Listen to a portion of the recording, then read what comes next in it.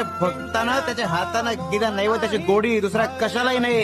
अरे काही लोक फक्त पोथ्या वाचतात पण त्यांना देव मात्र कळत नाही. अरे देवा भावाचा भुकेला आहे, त्याला काय हवंय? 2 हस्तक आणि 1 मस्तक बस.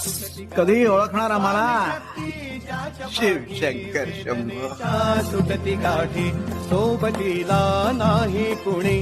बाळांनो, संघर्षातून पळ काढण्यासाठी हजारो कारण सापडतील, पण संघर्ष करताना ठाम राहण्यासाठी 2 गोष्टी महत्वाच्या असतात: स्वाभिमान आणि हिंमत.